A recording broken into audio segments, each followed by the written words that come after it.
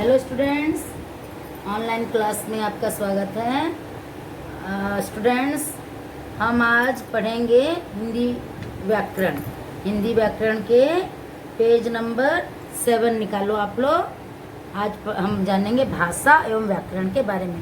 इसका मैंने आपको एक्सरसाइज करवा दिया था बच्चों, और आप लोग आशा करती हूँ लिख भी चुके होंगे, लेकिन समझाया नहीं था इसलिए क्योंकि क्लास तो हो नहीं रहे हैं, तो हमको अब तो इसी के सहारे, ऑनलाइन क्लास के सहारे ही समझना है और पढ़ना है। ठीक है, तो आपको हम आज हम समझाएंगे भाषा क्या है। ठीक है, तो भाषा क्या है बच्चों, देखो, अपनी बातों को दूसरों तक पहुंचाने और दूसरों की बातों को स्वयं समझोगे, खुद समझोगे, तो उन माध्यमों को, जिस माध्यम से तुम उस भाषा को समझ रहे हो, चाहे लिख कर हो, चाहे बोल कर हो, चाहे पढ़ कर हो, चाहे सुन कर हो, तो आप उस भाषा को, लैंग्वेज को जिसको समझते हो, उसको हम क्या बोलेंगे, भाषा। ठीक है, जैसे यहाँ पर को क्या दिया है, रंजना शर्मा सर ने जिस तरह ढंग से बोलकर व्याकरण समझाया। क्या किए यहाँ पर को शर्मा जी, बोल करके व्याकरण समझाया। तो बोल कर जब वो व्याकरण समझाए तो सबको समझ में आ गया। ठीक है, यहाँ क्या है, युवराज अपनी कक्षा में प्रथम आने की सूचना अपने मामा जी को पत्र लिख कर, अब यहाँ क्या हो गया बच्चों, देखो, लिख कर, वो अपने भाषा को लिख कर दूसरों को समझाया। ठीक है, उसके बाद क्या है, अपने दोस्तों को स्कूल में बंद रहने की सूचना देता है। दोस्तों ने उसकी बात सुनकर अपने मम्मी पापा को बताया। क्या हुआ यहाँ पर को देखो बच्चों, सुनकर, उसकी बात को सुनकर उन्हें पता चल गया। ठीक है, तो यहाँ क्या हो गया, उसकी भाषा को कैसे समझा, वो सुनकर समझा। मेरे पिताजी को समाचार जानने का बहुत शौक है। वे अखबार पढ़कर अपनी सभी समाचार से अवगत हो जाते हैं। तो यहाँ वो क्या भाषा को समझ गए बेटा, पढ़कर। ठीक है, तो इस प्रकार हम भाषा किसे कहते हैं, भाषा वह माध्यम है जिसके द्वारा हम एक दूसरे के मन के भावों को और विचारों को बोलकर, लिखकर, सुनकर या पढ़कर समझ लेते हैं। ठीक है, किसे बोलते हैं, जिसके माध्यम से हम एक दूसरे के मन के भावों और विचारों को बोलकर, लिखकर, सुनकर, पढ़कर समझ लेते हैं। और बच्चों जानते हो, छोटे बच्चे जब रहते हैं तो इशारों से भी समझ लेते हैं। जब उनके मम्मी या पापा या कोई भी उनको इशारा करके बोलते हैं, तो जो छोटे छोटे बच्चे होते हैं ना, वो इशारे से भी समझ जाते हैं कि हमको क्या बोला जा रहा है। ठीक है, यानी समझना, अगला किस माध्यम से उस चीज को समझ रहा है, ठीक है, उसे हम भाषा कहें। भाषा तो कई प्रकार के हैं।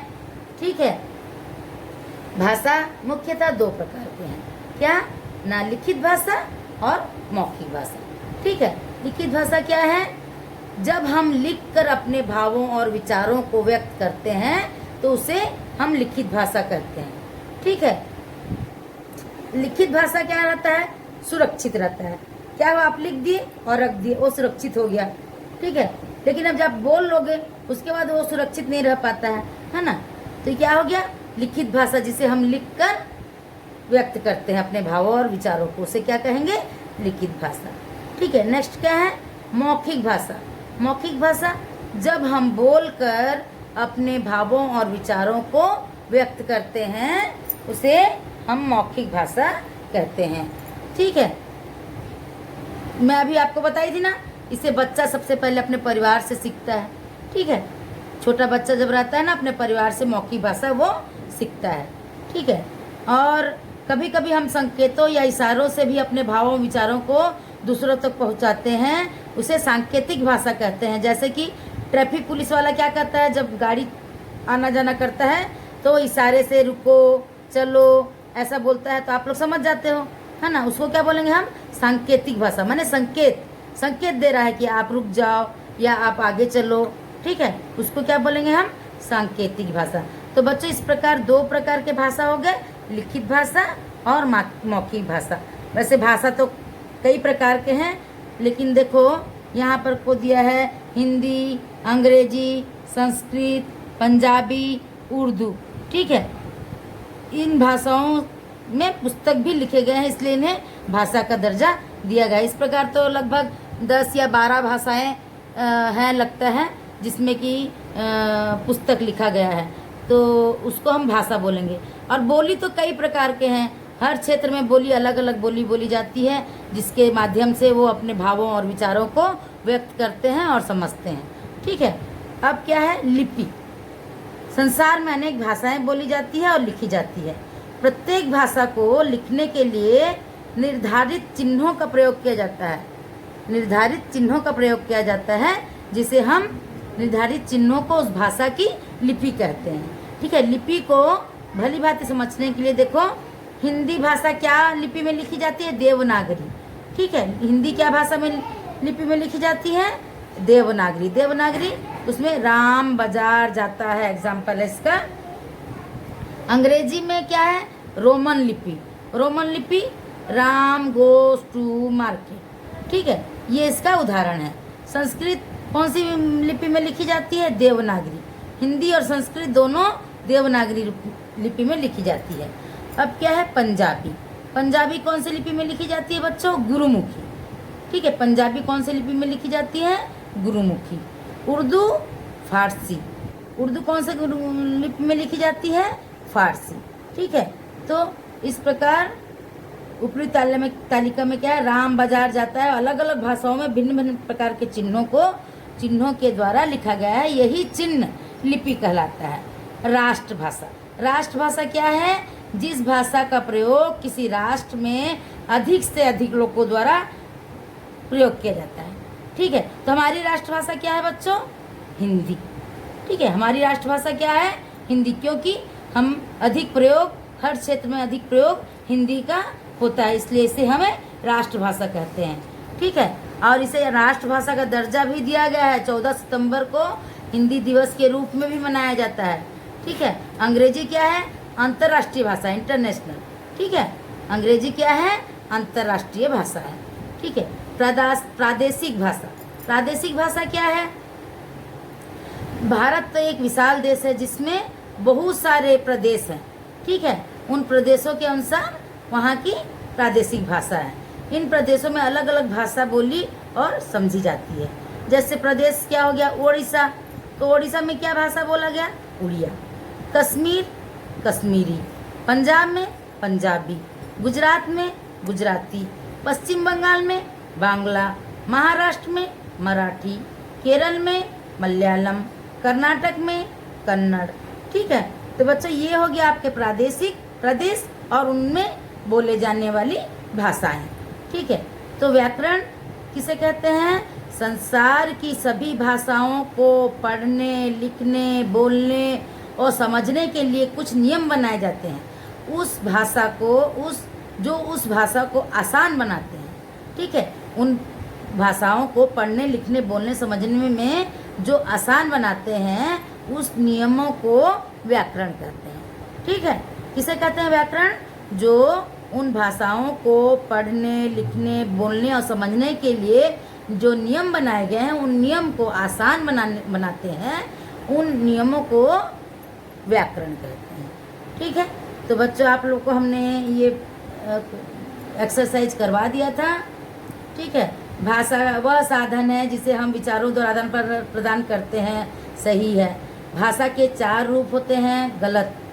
बोलकर विचारों का आदान प्रदान करना लिखित भाषा कहलाती है, गलत। भाषा को लिखने की विधि लिपि है, सही। 4 दिसंबर हिंदी दिवस के रूप में मनाया जाता है, नहीं। कब मनाया जाता है बच्चों, 14 सितंबर को। 14 सितंबर को, तो ये क्या हो गया, गलत, ठीक है। उसके बाद क्या है, उड़ीसा। उड़ीसा में कौन सी भाषा बोली जाती है, उड़िया, ठीक है। ये मैचिट है, आप लोग कर लेंगे बच्चों लोग, आप लोग को करवा भी दिया है। केरल में मलयालम। पंजाब में पंजाबी। कर्नाटक में कन्नड़। कश्मीर में कश्मीरी, ठीक है। अब यहाँ क्या है, जिन भाषाओं में शब्दों पर चिन्ह लगाए जिसमें कौन सी भाषा में लिपि में लिखी जाती है। हिंदी भाषा देवनागरी। संस्कृत भाषा देवनागरी। पंजाबी गुरुमुखी। उर्दू फारसी। अंग्रेजी रोमन।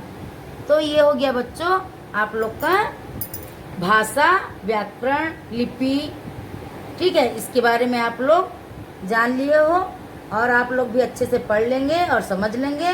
एक्सरसाइज जो भी है आप उसको कंप्लीट कर लेंगे, अपने नोट में सुंदर अक्षरों में लिख लेंगे। ठीक है, अब हम कुछ विलोम शब्द के बारे में जानेंगे। तो बच्चों अब देखो, आप पेज नंबर 50 निकालिए, विलोम शब्द।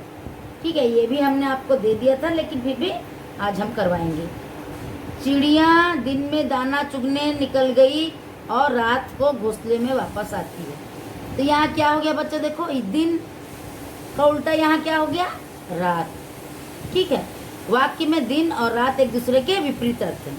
ठीक है, किसी शब्द का विपरीत या उल्टा अर्थ बताने वाले शब्द को विलोम शब्द कहते हैं या विपरीतार्थक शब्द कहते हैं। ठीक है, सुगंध का दुर्गंध, उठना का बैठना, क्रय का विक्रय, सभ्य का असभ्य। ठीक है, अमृत का विष, आदान प्रदान, असली नकली, इच्छा अनिच्छा, आसान मुश्किल, खरा खोटा, जय पराजय, देश विदेश, धूप छाँव, साहसी डरपोक, अगला पिछला, अपना पराया, आकाश पाताल, उत्तीर्ण अनुत्तीर्ण, उन्नति अवनति, गुण अवगुण, दंड पुरस्कार, धनी निर्धन, मधुर कटु, तेज धीमा। ठीक है, न्याय अन्याय, प्रथम अंतिम, लाभदायक हानिकारक, वीर कायर, उपस्थित अनुपस्थित, लंबा नाटा, चतुर मूर्ख, फूल कांटा, योग्य अयोग्य, लायक नालायक, सज्जन दुर्जन। तो ये बच्चों आप लोग के पेज नंबर 50 और 51 में दिया गया है। आप कम से कम 15 विलोम शब्द अपने नोट में सुंदर अक्षर से लिख लेंगे। ठीक है, ठीक है, और इसका एक्सरसाइज करवा देंगे। यहाँ क्या है देखो, विलोम शब्द किसे कहते हैं, जिससे हमें विपरीत या उल्टा अर्थ बताने वाले शब्द को विलोम शब्द कहते हैं। ठीक है, यहाँ पर को देखो, हमें पुराना नहीं देश कपड़ा पहनना चाहिए। तो क्या हो जाएगा बच्चों, यहाँ नया का पुराना का नया। ठीक है, हमें नया कपड़ा पहनना चाहिए। पढ़ना लिखना मुश्किल नहीं, पढ़ना लिखना मुश्किल नहीं, मुश्किल का उल्टा क्या हो जाएगा, सरल। ठीक है, मुश्किल नहीं सरल है। अगला टायर पंचर नहीं बल्कि पिछला टायर पंचर है, पिछला। अगला का उल्टा क्या हो जाएगा बच्चों, यहाँ पिछला। खेलों में हमेशा जय नहीं, कभी कभी जय का अपोजिट क्या हो जाएगा, उल्टा शब्द पराजय। ठीक है, पराजय। देश तो हम घूम ही चुके हैं, अब देश का उल्टा क्या हो जाएगा बच्चों, विदेश। ठीक है, देश का उल्टा विदेश। निम्नलिखित शब्दों के विलोम शब्द, असली नकली। ठीक है, उन्नति अवनति, चतुर मूर्ख, खरा खोटा, धूप छाँव, मोटा पतला, लायक नालायक। ठीक है, अब यहाँ मैच चीट है बच्चों, देखो फूल का क्या हो जाएगा, कांटा, वीर का कायर, धनी का निर्धन, सुगंध का दुर्गंध, लाभदायक का हानिकारक, दंड का पुरस्कार। ये आपके पेज नंबर 51 पर है। ठीक है, उसके बाद क्या है, अपना देश। क्या करना, विलोम शब्द अपना का पराया, पराया पर टिक करोगे। आकाश पाताल, उत्तीर्ण अनुत्तीर्ण, गुण अवगुण, साहसी डरपोक, सब अपोजिट वर्ड, उल्टे वर्ड हैं। उसके बाद है 6 नंबर क, हमारे देश में अनेकता में एकता की भावना है। कोयल की बोली मीठी होती है और कौवे की बोली कड़वी होती है, तो कड़वी पर क्या करोगे, राउंड करोगे। ठीक है। सूरज पूरब से निकलता है और पश्चिम में अस्त होता है। मिहिर लंबा लड़का है जबकि उसका दोस्त राकेश नाटा है। रितु आज कक्षा में उपस्थित थी परंतु उसकी सहेली नीतू अनुपस्थित थी, तो उपस्थित का उल्टा क्या हो गया, अनुपस्थित। मथुरा नरेश कंस दुर्जन था जबकि उसके पिता उग्रसेन सज्जन थे। क्या हो गया, दुर्जन का उल्टा सज्जन। ठीक है, इसका हम फोटो निकाल के भी दे देंगे बच्चों, आप लोग लिख लीजिएगा अपने नोट में, सुंदर सुंदर हैंड राइटिंग में अपना होमवर्क कीजिएगा। जब स्कूल खुलेगा ना तो मैं देखूंगी कौन कौन लिखा है। ठीक है, ओके, थैंक यू।